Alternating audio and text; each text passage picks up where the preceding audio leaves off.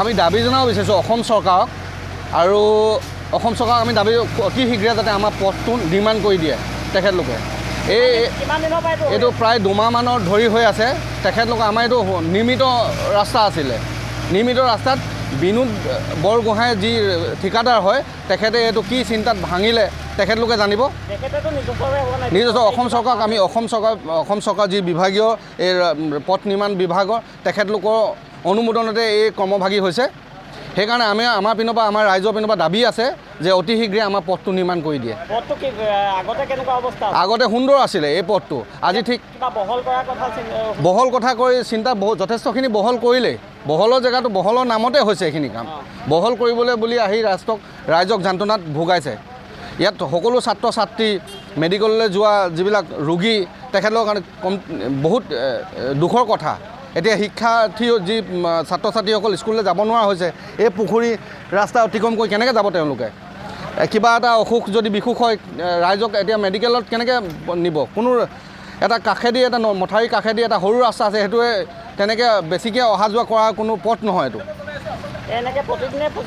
প্ৰতিদিনে ফচিছে। আমাৰ দাবী, ৰাইজৰ দাবী পথটো অতি শীঘ্ৰে যাতে নিৰ্মাণ কৰি দিয়ে।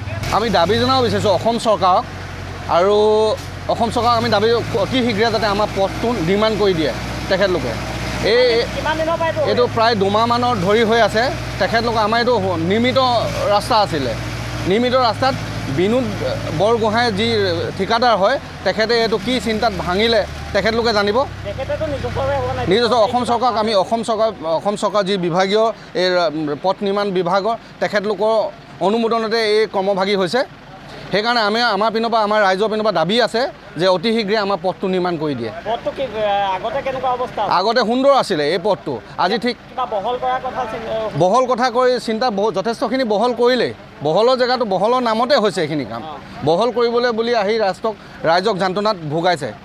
ইয়াত সকলো ছাত্ৰ ছাত্ৰী মেডিকেললৈ যোৱা যিবিলাক ৰোগী তেখেতলোকৰ কাৰণে বহুত দুখৰ কথা। এতিয়া শিক্ষাৰ্থী যি ছাত্ৰ ছাত্ৰীসকল স্কুললৈ যাব নোৱাৰা হৈছে, এই পুখুৰী ৰাস্তা অতিক্ৰম কৰি কেনেকৈ যাব তেওঁলোকে?